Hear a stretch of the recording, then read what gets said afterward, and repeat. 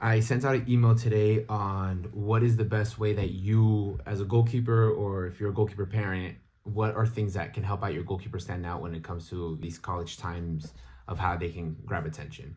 And one of the things that I focused on the email a lot was just basically talking about aerial game, which is, crosses, anything in the air, free kicks, all those kind of things. And the big one with that is that when we look at how the game is played for us in the college world, about maybe 80 to 85% of the game is played with crosses in the middle. And majority of the professional world is like this. The theory behind it is, we'll take this little paper. If this is your field, if the goalkeeper is able to remove, the 6 yard line and nothing gets past that, well, we just, shrunk the field. If they're able to cover up to 10 yards, which is a professional average, we're able to then remove possibly any sort of danger. The reason why I say that is because within the 10 yards of the goal line is where majority of the goals happen in soccer, right? Any sort of free kick that kind of gets fumbled there, any sort of driven ball any sort of driven ball that goes through there ends up getting touched. It's why we see a lot of times shots outside of the 18 be on highlights, because of the fact that, well, it's pretty difficult to score outside of the 18. And anything within the 18-yard box is just, goal because, well, you're so close. It's kind of like, well, there's no highlight behind it, right? And any sort of save inside of the 18 is usually a very big save. And any sort of save outside of the 18, a lot of times, like I said, so they don't happen often. It's kind of a spectacular one as well, right? So for goalkeepers, if we're able to shrink the field, we're able to then remove one of the biggest tactics that the opponent has, which is basically dump the ball in, let's hope for the best, right? Or a lot of times in college soccer, they say find the big man, which is just find your number 9. In women's soccer, probably around the same. Find your number 9, hope that they can hold it down, lay that ball off, and somehow get in behind the lines.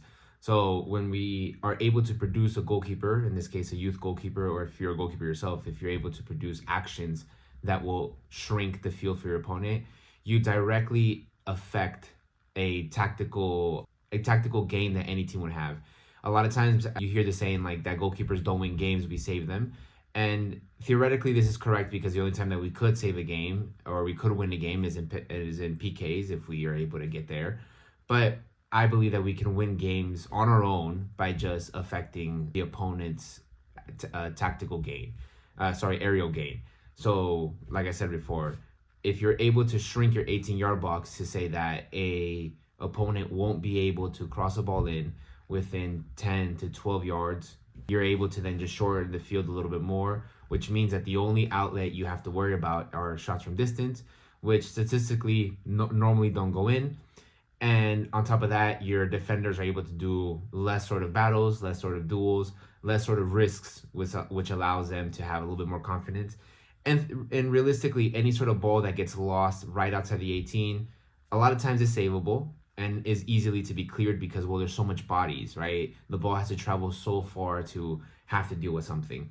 So with that being said, if you have any more questions, I can go more in depth about it. But just as a general term, if you're able to pinpoint anything that your goalkeeper should focus on, is 100% crosses. I got a video recently from a goalkeeper, I believe in Tennessee, and he sent me a video. He's a JV goalkeeper that is looking to hopefully start catching eyes of colleges. And the highlight that he sent me was about 5 minutes of big saves that he did. And one of the things that I told him was, during my 6 years that we were in search of goalkeepers, UNLV sent me out to Japan, sent me all over the country to find a goalkeeper for them. We ended up finding, if you've ever gone to a kronisacademy camp and been in week 1, a goalkeeper by the name of Lucas, who came out of Germany. It went to show that there was nothing within the US that they were pretty happy with. I think it's a mistake on our end, just because, well, that means that we just didn't look good enough. There has to be a goalkeeper that fits UNLV standards at that time. But Lucas happened to want to come into the US, and theoretically, a goalkeeper with, youth professional matches is always going to help you out.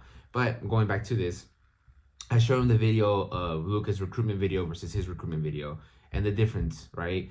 5 minutes of big saves don't help me out, because I assume as a college level athlete, you should be able to make saves.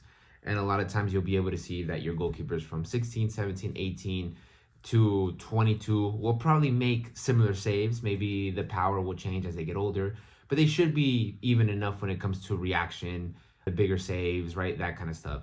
It's the crosses, it's the 1v1s, it's the tempo of play, it's the control of play, it's the fact of how do you communicate and control your back line. All those little things that a lot of times as goalkeepers and as goalkeeper parents, we cannot see because we don't understand it, is why you then recruit certain goalkeepers and why you don't recruit those that depend so much on saves. As the level gets higher when it comes to, soccer or your position in this case, and especially as you get to college, there's 3 other, male or female goalkeepers that can probably do everything you do. They could probably save the ball, they could probably kick a ball, they could punch a ball. Then it falls back into the very, very specific things of what you can bring to the table.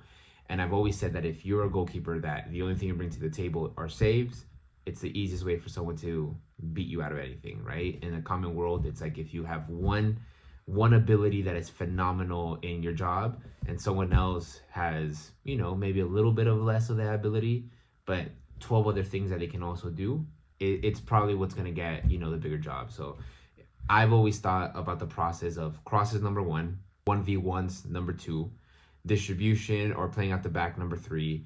I'm not going to say communication because communication is very hard to teach and we don't teach it in training, and it's very hard. It's an opinion based situation. But then after that, 4 would be saves. And the reason why it's, in my opinion, the bottom ranked is because a lot of times that falls a lot on athleticism. 1v1 involves highly a technical tactical goalkeeper. Crosses involves a very brave technical tactical goalkeeper.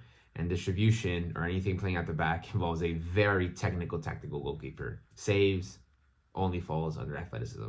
So this is the video that I just put out, or the email that just went out. If this helps, please keep letting me know. I got one parent that did reach out and say this is so good for them, and I hope this continues to help out. This one's 7 minutes long, a little bit longer, but I'll be uploading these and sending them out through our KRONIS email listing. So for any parent that's on that, I hope it helps out. Thank you.